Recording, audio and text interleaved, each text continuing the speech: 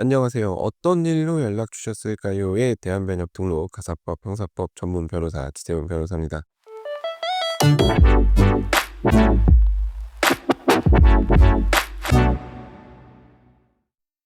예, 오늘은 최근에 뉴스가 많이 나오고 있는 직장 내 괴롭힘에 대해서 좀 얘기를 해 볼까 합니다. 직장 내 괴롭힘 금지법이 시행된 지도 꽤 시간이 흘렀죠. 이제 법이 처음 시행될 때 많은 분들이 기대를 걸었죠. 예. 예전에는 괴롭힘을 당해도 대응할 방법이 마땅치 않았지만 이제는 '법적으로 보호를 받을 수 있지 않을까.'라고 많은 분들이 생각을 하셨습니다. 근데 막상 법이 시행되고 어 적용이 되는 걸 보면서 예상하지 못했던 문제들도 많이 드러났고, 실제 이 법의 실효성이 어느 정도 있는지에 대해서는 논란이 좀 많은 것 같아요. 그래서 오늘은 좀 조심스럽지만 직장 내 괴롭힘에 대해서 얘기를 해 볼까 합니다.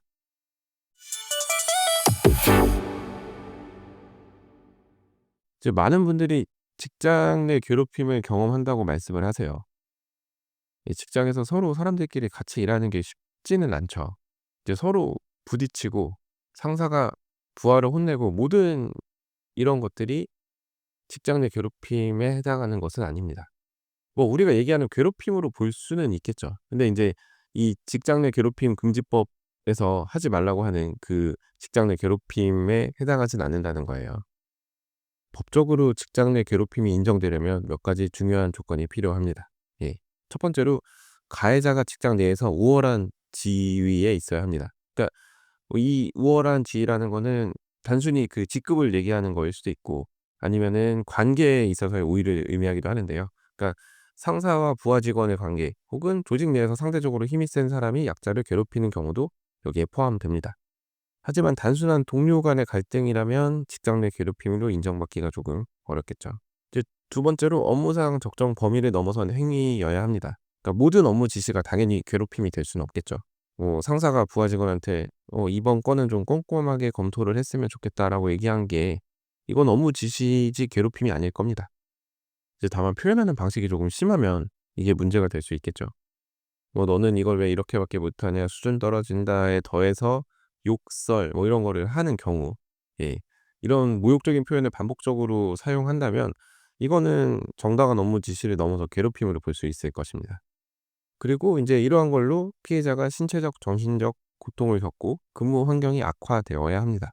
그러니까 괴롭힘을 당했다고 주장을 하는 것만으로는 부족하죠.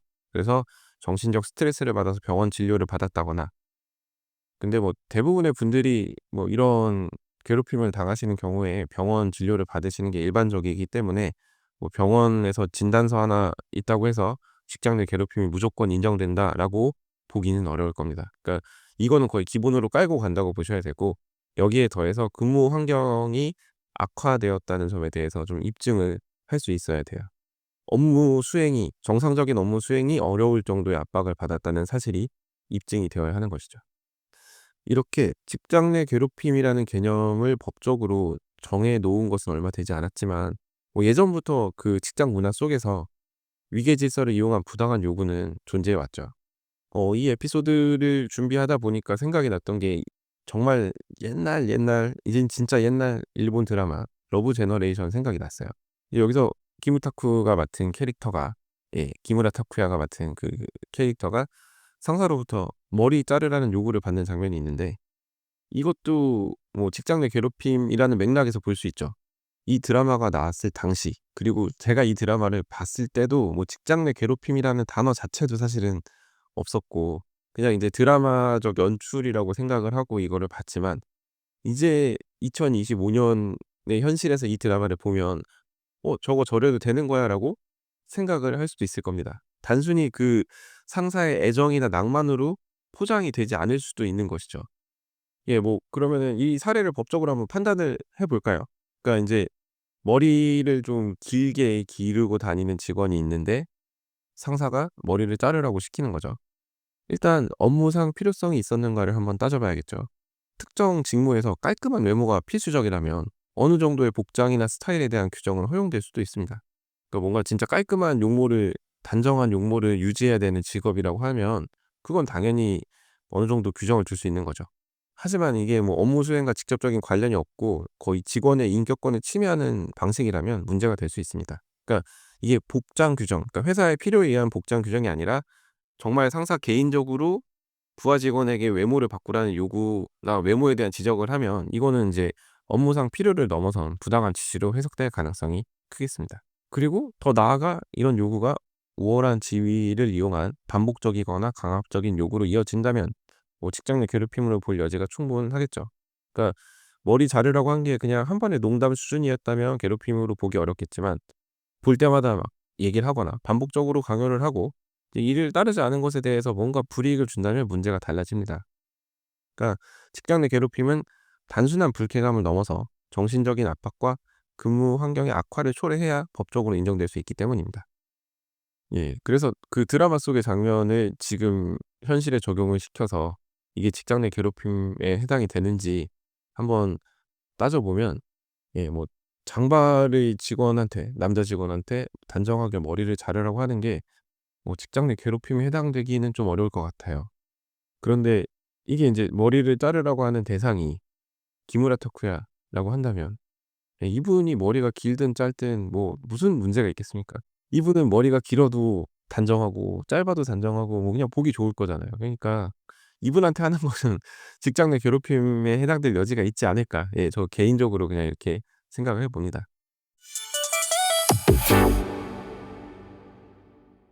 결국 이제 직장 내 괴롭힘이라는 거는 단순히 불편한 요구가 아니라 근로자의 인격과 존엄성을 침해하고 근무 환경을 악화시키는 행위여야 합니다.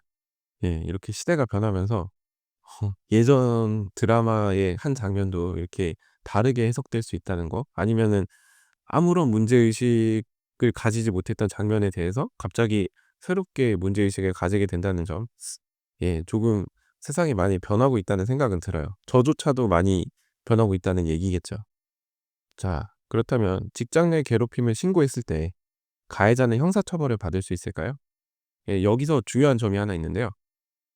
이것만 알아도 상담 비용 아끼실 수 있어요. 변호사 상담 비용 아끼실 수 있는데 직장 내 괴롭힘 금지법 그 자체에는 가해자에 대한 형사처벌 조항이 없습니다.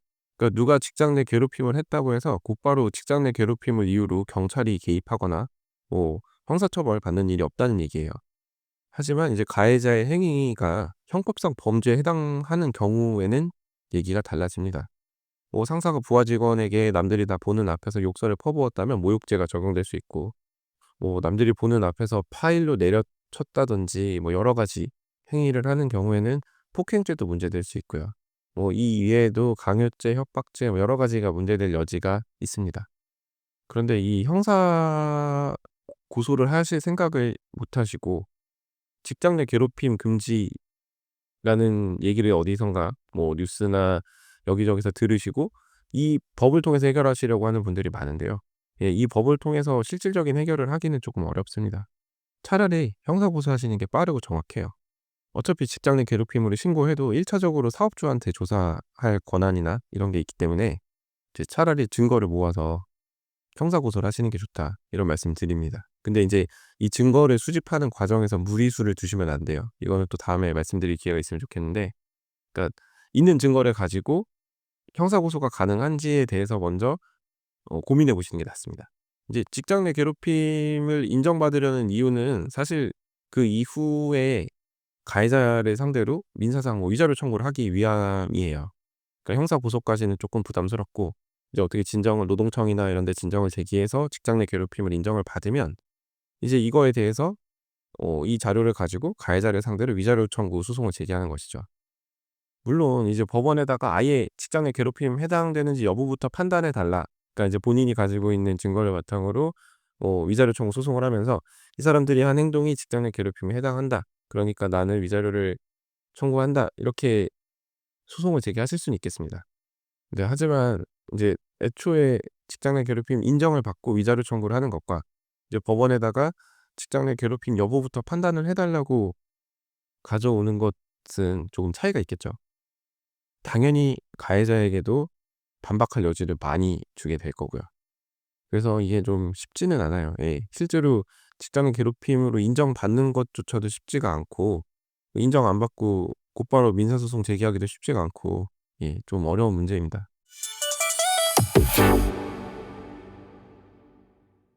이제 그리고 직장 내 괴롭힘을 신고하실 정도가 되면 퇴사를 생각하시거나 뭐 거의 퇴사 후에 뭐 신고를 하시거나 이렇게 되는 경우가 있는데, 회사 입장에서 인제 이거를 진지하게 받아들일 가능성은 현실적으로 높지 않다는 사실도 생각을 하셔야 돼요.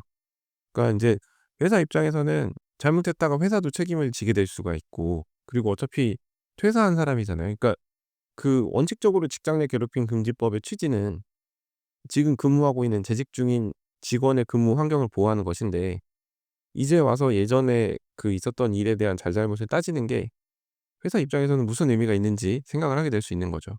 설령 회사가 인제 뭐 신고 접수하고 조사 진행한다고 해도 사실관계 밝히는 것도 좀 어렵고요. 예. 이미 퇴사한 사람의 편을 누가 얼마나 들어줄지 이거를 좀 생각을 하셔야 돼요. 그러니까 결국 신고하신 분은 '나 억울한 일을 그래도 알아줬으면 한다.'라는 생각에 신고하시지만, 막상 조사가 제대로 진행되지 않고 가해자는 당연히 부인하고 결국에는 아무것도 해결되지 않은 채 사건이 끝나게 되죠. 결국 뭐 신고자, 가해자 모두에게 감정적인 상처만 남기게 됩니다. 보통 가해자로 지목되신 분들은 "나는 그런 적 없다."면서 억울함을 호소하시죠. 그리고 회사 입장에서도 '아 어차피 퇴사한 직원 일이고 지금 우리가 데리고 있는 사람 신경 써야지.' 이런 생각을 하기 때문에, 그리고 자칫 잘못했다가 '우리가 더 책임지게 되면 어떡하지?' 이런 생각을 하기 때문에 방어적으로 나오게 돼요. 그러니까 이거는 사실 퇴사와 동시에 뭐 이런 직장 내 괴롭힘 신고를 하신다고 해도 현실적으로 여러 가지 어려움이 닥칠 것이라는 거는 좀 생각을 하셔야 됩니다. 이제 모두가 찝찝하게 끝나는 경우가 많아지는 것이죠.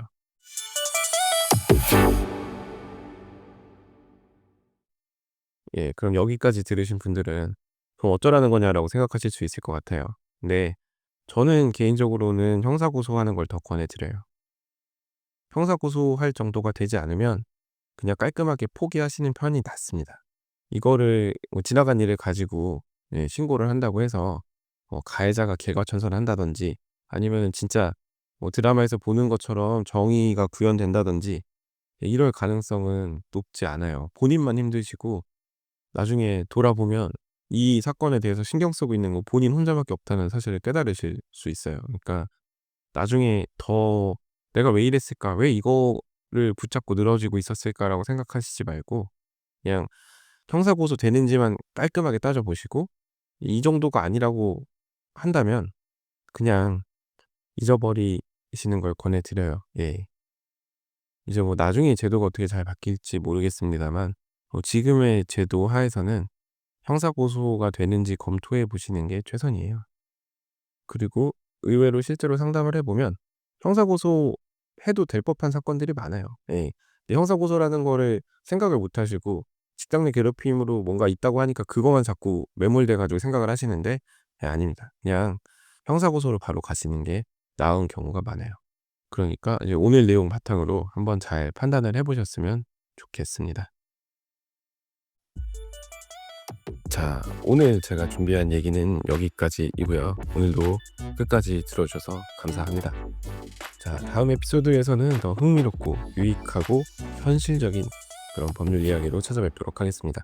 이상 대한변협 등록 가사법 형사법 전문 변호사 지태훈 변호사였습니다. 감사합니다.